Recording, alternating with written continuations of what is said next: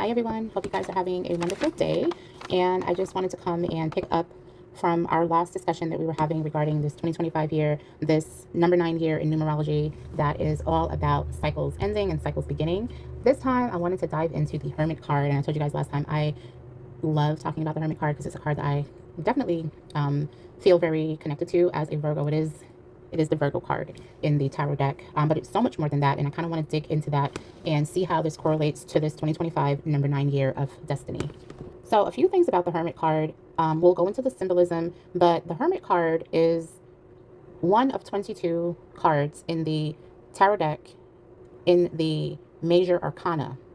And the major arcana depicts specifically the human journey. It kind of just shows a story of the human journey as you go from the zero card, the fool, and so on and so forth, ending up at the world card number 21, the world card, showing a sense of completion. Now, the Hermit card is the number 9 card in the tarot, which is why it is connected to this number 9 year that we're in. In tarot, what's important is that we look at the symbolism, because the symbolisms, the imagery will really give us a lot of indication as to what is being said through the card. And with the tarot, with the Hermit, traditionally it's depicted with a single person. It's usually an older man, usually a cloaked person, right? Well, I'll say an older person, usually cloaked.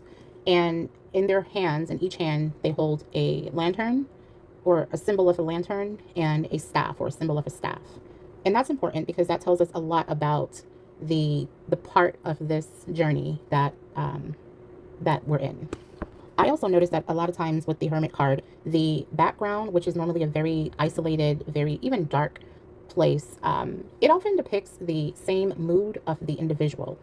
So that gives us a lot of insight also, because remember, symbolism is key when it comes to tarot. And ultimately, what the Hermit card is suggesting is that we are at a place in our human journey that calls for us to have some introspection, where we are drawing our attention to our inner worlds, gathering information for the purpose of the next step in the journey.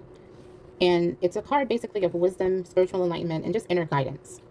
And so we have to really look at, well, the Hermit card being the number 9 card, and us being in a number 9 year, what correlation does that have? What correlation do they have to each other?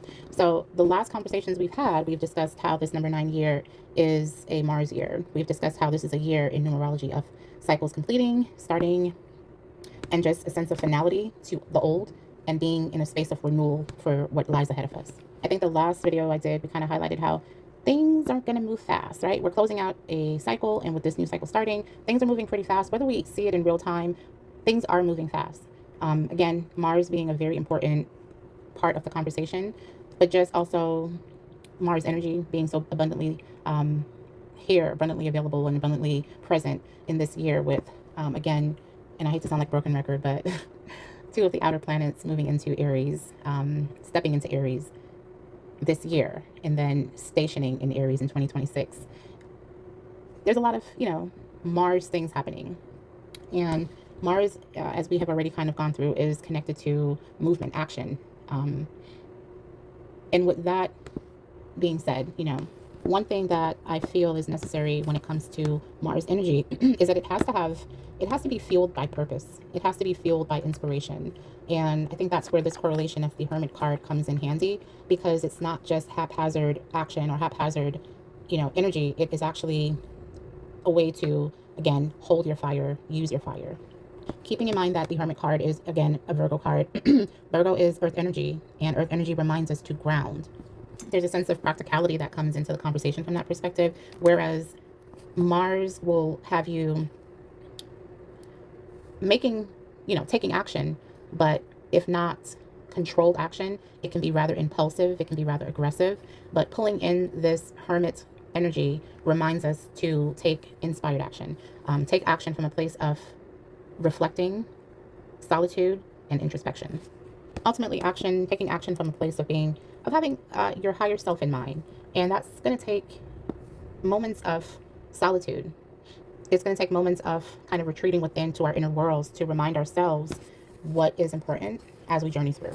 And remembering that the Hermit card is the 9th card. Now, I think it's important to also remember that while we are standing in the present year of the Hermit, prior to the Hermit, we had the number 8 card representing 2024, the number 8 card being the Strength card, which in tarot that is a card of courage. That's a card of depicting a sense of patience, steady, concentrated patience. And if we think back to 2024, you know, that was a year where I keep hearing everyone saying, oh my goodness, 2024 was such a hard year. And I think it was a year where we definitely saw a lot of things come to the surface and were presented with an opportunity to face some of the things I think that maybe we had previously kind of regressed or suppressed, right? And I think that's where we could have had the opportunity to have the courage to take on some of those things and, you know, face them head on. Now we're here in this place of the Hermit card, the number 9 year, number 9 card, and now we have to have a little introspection based off of some of the things that did surface, some of the things that did come to the surface that maybe we were not ready. We were not ready. But then we also have to look forward to the next card in the tarot, which happens to be the Wheel of Fortune, which is the number 10 card in tarot. And we can say, because next year we're going to be in a 10 year, but also a 1 year, because, you know, but we're going to look at the 10 and the 1 in this instance, because again, that Wheel of Fortune is a card of fate. It's a card that tells us how the cycles have completed and what our ultimate destiny can result to. So knowing what's behind us and knowing what's in front of us, we're in this space right now of the Hermit energy where it's like we have to really think about where we've been, what we've been through, but also utilize that wisdom from what we've experienced and that kind of going within to develop where we ultimately want to go. We have to be like that wise figure, cloaked wise figure on the Hermit card, holding in one hand the lantern and in the other hand a staff. Because throughout this year, or as we are presented with these changes and these shifts, there will be moments where we will need to retreat within, for us to have guidance for not just what is 2020, what's going to be 2026, but what will be like this whole new perspective that we're kind of being ushered into. And we have to look at these symbols. So again, we are reminded by the symbolism in the Hermit card to walk with our lantern. And the lantern is reminding us to retreat within and gain perspective from our inner knowings, our inner world. This will serve as a powerful reminder when we're dealing with things like Neptune into Aries, which is going to be dissolving some of our realities as we know it, dissolving our ego. And then there's also the staff. And the staff, for me, I love this idea of the staff representing this sense of like authority. Because it takes authority, y'all. It takes authority over your life to be able to walk alone and go within and say out to the outside world or to, you know, whatever responsibilities that we may have. It takes authority over your life to be able to retreat within and walk that journey of solitude for the purpose of your own development, inner development, your own ascension. That staff reminds you to have strength through that process. And again, Saturn ingressing into Aries for a short period, challenging, you know, the paradigms and constructs we've kind of held near and dear, you know, as a reflection of our identity. And now, again, that being questioned in a sense, like, but remembering that we have the authority over our lives to go within and retreat within so that we can move forward, retreat within so that we are reminded to have inspired action, introspective action. And to me, and I think that's going to be important. So I think that's all for now.